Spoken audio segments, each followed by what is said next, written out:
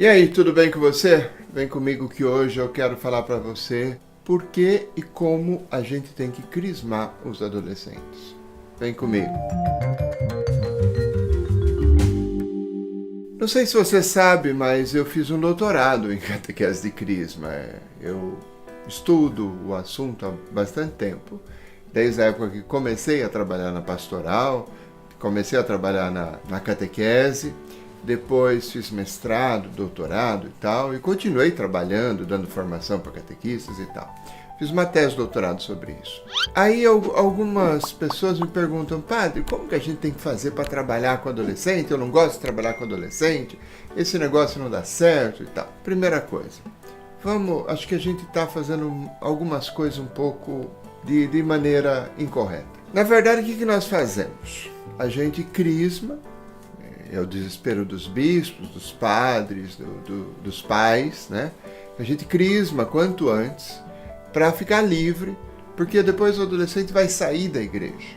A gente sabe um pouco disso. Então, meu irmão, nós estamos fazendo errado, nós estamos jogando pérola aos porcos. Jesus diz que a gente não deve jogar pérolas aos porcos. Com a expressão um pouco antiga, Jesus queria dizer que a gente não deve desperdiçar a graça de Deus. E é isso que muita gente faz, né? Muito padre, muito bispo, muito pai e mãe quer crismar logo o seu filho, porque logo ele vai sair da igreja, ele vai para a universidade, logo ele vai fazer o ensino médio, logo ele vai fazer isso, aquilo, então vai sair e aí não tem o sacramento. Olha, eu acho até que é uma boa ideia. Eu acho até que é uma boa ideia a pessoa não ter o sacramento. Porque na doutrina da igreja, no catecismo da igreja católica e nos santos padres, em toda a história da igreja, a gente só pode considerar católico uma pessoa que fez o batismo, a eucaristia e a crisma. Ele tem que ter feito os 3 sacramentos. Então, se ele ainda não fez a crisma e ainda não se decidiu por nosso Senhor Jesus Cristo, seria melhor ele não ser crismado. Assim ele não pode se dizer católico, né? E o dia que ele se converter, o dia que ele for evangelizado, o dia que ele se encontrar com Cristo, o dia que ele fizer uma opção verdadeiramente adulta, então aí ele vai ser confirmado na fé. Até porque, meu irmão, minha irmã, o nome do sacramento é confirmação, não é deformação.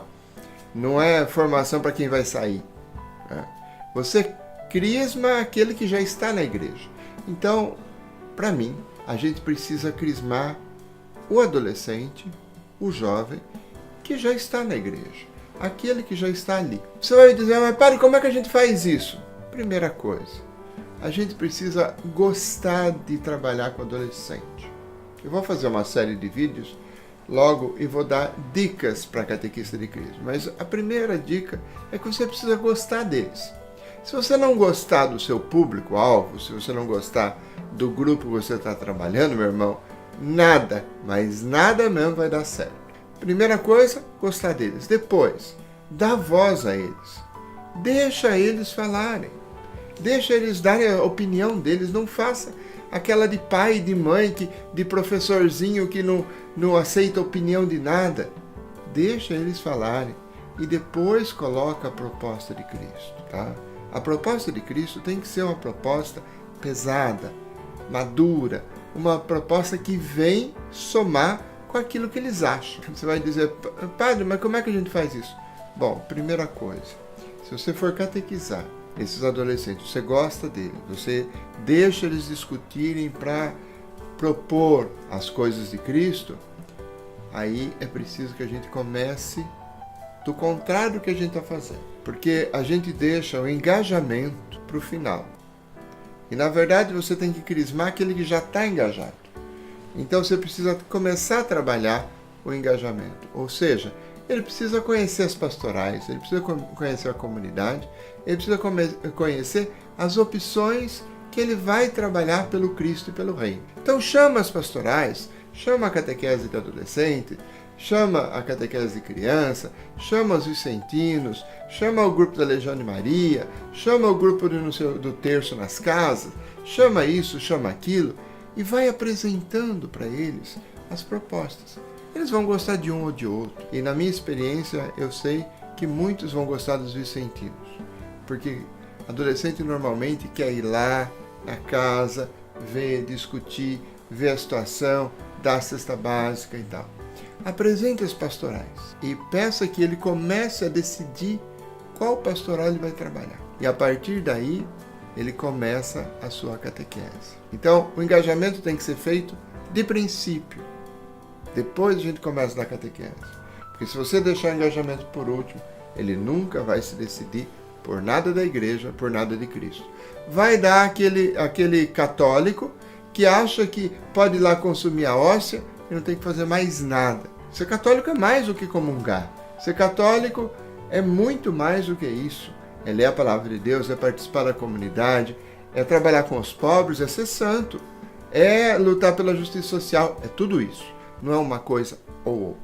Então, outra coisa que você pode fazer é preparar a liturgia junto. Dá muito certo. Né? Deixa uma missa por semana e um grupo, uma parte do grupo de Crisma, prepare a missa. Então, eles têm que fazer as leituras. Então, eles têm que entender as leituras e a partir daquela discussão sobre a palavra de Deus, que vai ser celebrada, escrever, por exemplo, algumas preces, colocar algumas preces, escolher, por exemplo, alguns cantos, sugerir os cantos dentro da sintonia da liturgia da palavra de Deus. Quem sabe até sugerir alguma coisa para o padre. Né?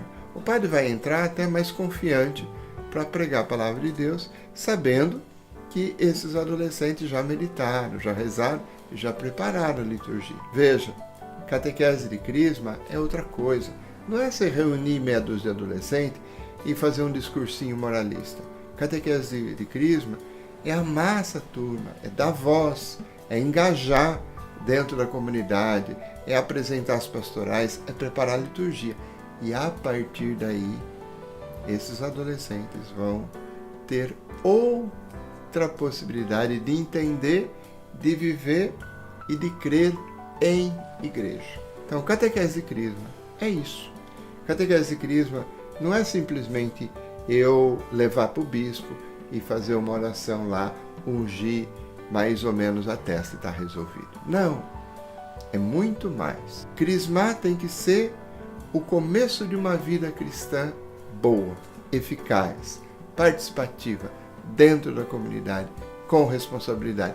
Minha opção de estar com Cristo. Se for assim, as coisas mudam na comunidade.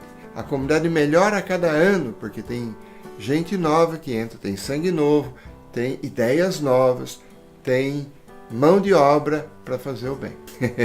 Isso é catequese de Crisma.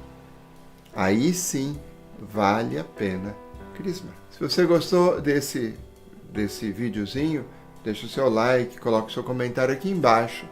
E eu vou começar agora a fazer uma série de vídeos sobre dicas para catequistas de Crisma, ok? Fica ligado que isso vai ser bastante interessante para você. Um abraço para a sua comunidade. Até mais.